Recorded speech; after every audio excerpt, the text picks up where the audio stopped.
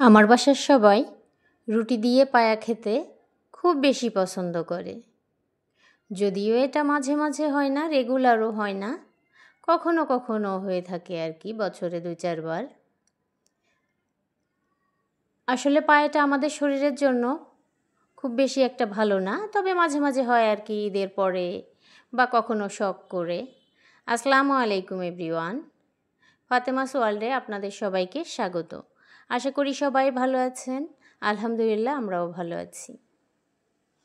আজ আমি গরুর পায়া রান্না করব আর আপনাদের সাথে শেয়ার করব যে কারণে চলে এসেছি। আমি এখানে একটা গরুর পায়া নিয়েছি। পায়াগুলোকে সুন্দর করে পরিষ্কার করে, এগুলো আবার খুব বেশি করে পরিষ্কার করা লাগে, যেহেতু দেখা যায় 2-1টা লোম থাকে, ময়লা থাকে, ছোট ছোট হাড় থাকে। ওগুলি সুন্দর করে ধুয়ে, অনেকবার ধুয়েছি আমি। ধুয়ে এরপরে লবণ দিয়ে, খুব বেশি আমি মশলা দিই না পায়াতে। তো এখানে যেহেতু পরিমাণটা বেশ বেশিই ছিল, যে কারণে একটু বেশি বেশি দেওয়া লাগছে। আমি লবণ দিয়েছি, কি সামান্য পরিমাণ হলুদের গুঁড়া দিয়েছি, ধনের গুঁড়া, আস্ত জিরা, গোলমরিচ, গরম মশলা আইটেম খুবই কম, আর এখানে আদা রসুন পেঁয়াজ পেস্ট দিয়েছি, আর বেশ খানিক পরিমাণ পানি দিয়েছি। যেহেতু আমার অনেকক্ষণ জাল দেওয়া লাগবে, আমি যেহেতু প্রেশার কুকারে দিয়েছি, তবুও পায়া রান্না করতে বেশ সময় লাগে, এই জন্য আমি বেশি করে দিয়েছি। আর এর মজাটা আসলে ঝোলে। তো আমি বেশ অনেক খানিক পরিমাণ পানি দিয়েছি, আর সব শেষে তেল দিয়েছি। কারণ কি, তেল আপনারা সব সময় পরে দিবেন, পরে দেওয়ার চেষ্টা করবেন, মানে ওই প্রেশারের মুখটা লাগানোর সময় আর কি। তাহলে হবে কি, যে ওই যে উতলায়ে, মানে মাঝখানে শীষ দেয় যখন, তখন ঝোল উঠে যায়, পড়ে যায় আর কি, চুলা টুলা সব নষ্ট হয়ে যায়। যে কারণে শেষে যদি তেল দেওয়া যায় প্রেশারের মুখটা লাগানোর আগে, তাহলে আর এই সমস্যাটা হয় না, একটুও পড়ে না। তো আমি এই পায়াটা রান্না করেছিলাম যদিও প্রেশারে, তবুও আমার 1 ঘন্টার উপরে সময় লেগেছে। আমি অবশ্য একটু জাল কমিয়ে কমিয়েই দিয়েছিলাম। দেখেন আমার কালারটা এত সুন্দর আসছে, অনেক সুন্দর আসছে, এবং খেতেও মাশাআল্লাহ অনেক মজা হয়েছিল।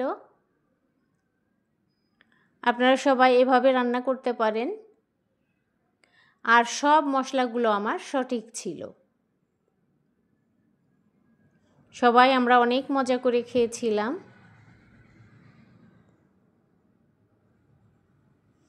আর পায়ার মধ্যে আমার বাসায় দেখা যায় যে, পায়া হলে রুটি দিয়ে খাওয়ার আগে আমরা একটু পেঁয়াজ কুচি দিয়ে নিই। পেঁয়াজ কুচি দিলে টেস্টটা আরও অনেক মজা হয়। আর লেবু দিই, সিরকাটা হলে বেশি ভালো হয়। আমি সিরকা দিয়েও খাই, লেবু দিয়েও খাই। এখন অবশ্য আমার বাসায় লেবু নাই, যে কারণে সিরকা দিয়েছি। আর সিরকাটা দিয়েই খাই, সত্যি কথা বলতে। লেবুও দিই, তো লেবুটা আমার বাসায় একদমই নাই। আসলে পায়াটা খেতে ভালো লাগে শক্ত রুটি দিয়ে। তো আমি তন্দুরেও বানাই, তবে মাঝে মাঝে আবার ওই কাঁচা আটার রুটি দিয়ে খাই। একটু শক্ত রুটি হলে বেশি মজা লাগে। তো আমি কাঁচা আটার রুটি বানিয়ে নিয়েছি, বেশ মানে বেশি করেই বানিয়েছি, যে সবাই খাবে। আর যদি থেকে যায় তাহলে সকালে খাওয়া যাবে। যদি থেকে যায় বলতে ভুল হবে, থেকে যাবে, ওটা দিয়ে দেখা যাচ্ছে সকালে হয়ে যাবে। তো এই পায়াটা যত জাল দিয়ে দিয়ে আপনারা খাবেন, তত বেশি মজা হবে। মানে রান্নার সাথে সাথে খেতে যতটা মজা না, তার চেয়ে বেশি মজা আবার যত জাল দেবেন তত মজা হবে। আমরা ছোটোবেলা দেখতাম আমার মানে মায়েরা যখন রান্না করতেন, তো একদম হাঁড়ি ভরে পানি দিয়ে কাঠের চুলায় রান্না হতো। আজকের মতো এ পর্যন্তই। আপনারা সবাই ভালো থাকবেন, আমাকে সাবস্ক্রাইব করবেন, আপনাদের পাশে রাখবেন। আসসালামু আলাইকুম, আল্লাহ হাফেজ।